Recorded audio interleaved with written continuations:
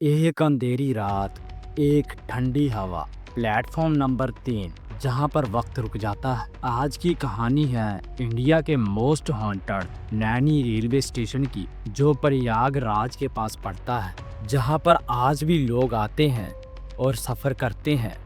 लेकिन कुछ लोग वापस लौट कर नहीं गए, क्योंकि कुछ इंतजार आज भी बाकी है। हॉरर फाइंस पर आपका स्वागत है और आज हम जानने वाले हैं नैनी जंक्शन का राज। इस कहानी की शुरुआत 1892 से होती है, जब ब्रिटिश इंडिया में नैनी जंक्शन बना था। पहले तो एक छोटी सी क्रॉसिंग थी और उसके बाद एक छोटा सा टनल बन जाता है। वही टनल जिसके नीचे से ट्रेन गुजरती थी, और उस टनल के ऊपर एक पुराना पीपल का पेड़ था। और पुराने लोकल्स का मानना है कि वह कोई पेड़ नहीं है, वह एक दरवाजा है। और आपके भी दिमाग में गूंज रहा होगा कि ये दरवाजा किस चीज का, शायद एक ऐसे वक्त का जो कभी गुजरा ही नहीं। 1905 में एक बूढ़ी औरत सफेद साड़ी में वहां पर हर रात आती थी, और उसकी आंखें भीगी हुई बताती थी कि उसका दिमाग खिसक गया है। और लोकल्स ने बताया कि एक रात वह महिला प्लेटफॉर्म नंबर 3 पर खड़ी हुई थी, और जब ट्रेन वहां पर आई और वह महिला ट्रेन के आगे छलांग लगा देती है और वह ट्रेन के नीचे आ जाती है। लेकिन हैरानी की बात तो ये थी कि जब ट्रेन गुजरी तो उसके बाद उस महिला की लाश का कोई भी नामो निशान नहीं था। और ऐसा देखकर आसपास खड़े लोगों के भी रोंगटे खड़े हो गए थे, और वह ऐसा दृश्य देखकर वहां से भाग गए। और तब से उस स्टेशन पर रात के करीब 3:47 पर एक बूढ़ी औरत सफ़ेद साड़ी में आती है, जिसकी आंखों में से खून बहता है, और वह चिल्लाती है और रोती है, और आसपास खड़े लोगों से पूछती है, क्या इलाहाबाद की ट्रेन आई है? अगर कोई भी पैसेंजर उसका पलटकर जवाब देता है, वह अपनी जान को खो देता है। अगर आप भी कभी नैनी जंक्शन पर गए, अगर रात के वक्त किसी की भी आवाज़ आती है, तो कृपया पलटकर जवाब मत देना, नहीं तो आप भी इस दुनिया से अपने हाथ धो बैठोगे। और ऐसी ऐसी लोकल्स द्वारा बताई डरावनी कहानियाँ धीरे धीरे पॉपुलर होने लगी। और ऐसा कुछ सुनकर इंडिया का मोस्ट हॉन्टेड यूट्यूब चैनल की टीम डिसाइड करती है कि वह एक रात नैनी जंक्शन पर बिताएंगे, और वहां पर कैमरे की मदद से रिकॉर्डिंग करेंगे और लाइव स्ट्रीम में भारत के लोगों को नैनी जंक्शन का राज बताएंगे। लेकिन उनके साथ कुछ ऐसा हुआ कि आप भी सुनकर हैरान हो जाओगे। आइए जानते हैं कि उनके साथ क्या हुआ था। क्या वह बूढ़ी औरत का राज जान पाए, या अपनी ही जान को खो बैठते हैं? यहाँ से कहानी और भी इंटरेस्टिंग होने वाली है, ध्यान से सुनना। टीम में साना, आकाश जो होस्ट था, दीप एक साउंड इंजीनियर, माही एक रिसर्चर, और उनमें से एक तरुण था जो हर वक्त मजाक उड़ाता था, जिसका मानना था कि भूत बात कुछ नहीं होते, वह एक बकवास है। फिर रात के करीब 12 बजे ये टीम नैनी जंक्शन पर एंट्री कर लेती है, और एंट्री करते ही पाते हैं कि प्लेटफॉर्म नंबर 3 पर इतना सन्नाटा था कि वे अपनी सांस को भी महसूस कर सकते हैं।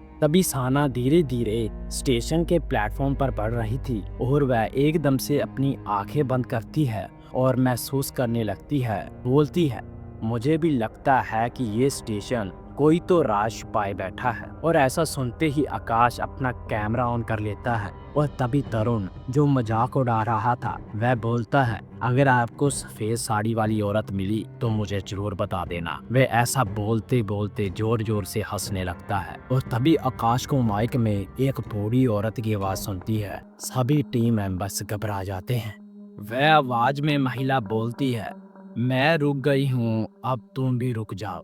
ऐसा सुनते ही वह एक दूसरे की तरफ सुनने लगते हैं, और सभी के पैरों तले जमीन निकल जाती है। तरुण भी अब डर के मारे कांपने लगता है। कैमरे में रिकॉर्डिंग तो हो रही थी, लेकिन उसमें कुछ नहीं दिख रहा था, सिर्फ सुन रही थी एक आवाज। और अचानक फिर प्लेटफॉर्म नंबर 3 पर एक लाश दिखाई देती है, जिसका चेहरा कोई भी पहचान नहीं पा रहा था। ऐसा लग रहा था कि किसी ने उसको जिंदा ही जला दिया हो, जिसे देखकर उनके तो क्या आके भी होश उड़ जाएंगे। और उसके बाद जो साना थी अचानक से बेहोश हो जाती है और उसकी आंखें धीरे धीरे पूरी तरह सफ़ेद हो चुकी थी। ऐसा लग रहा था कि जैसे साना भी उस महिला के द्वारा पोजेस्ड हो चुकी है। ऐसी ऐसी बातें वह टीम मेंबर्स कर ही रहे थे कि अचानक से साना उठती है और एक औरत की आवाज़ में बोलती है, मेरी बेटी मुझे लौटा दो, कहाँ हो श्यामा श्यामा। ऐसी आवाज़ें सुनकर टीम मेंबर्स भी पूरी तरह डर चुके थे और उनको कुछ भी समझ नहीं आ रहा था। जो साना थी वह एक बूढ़ी औरत के वश में आ गई थी। वह अपना सिर जोर जोर से प्लेटफॉर्म पर पीट रही थी और आंखों में से खून निकल रहा था। अगर जल्दी से टीम मेंबर्स ने कुछ ना किया तो साना भी अपनी जान से हाथ धो बैठेगी। तभी माही जो एक रिसर्चर थी वह प्लेटफॉर्म के एक कॉर्नर में छिपकर बैठी थी और वह उस औरत की बात सुनकर जल्दी से अपनी रिसर्च शुरू कर देती है। और वह रिसर्च में पाती है कि 1947 में वह महिला पाकिस्तान से इंडिया अपनी बेटी के साथ आ रही थी और उस समय उसने अपनी बेटी श्यामा को खो दिया था।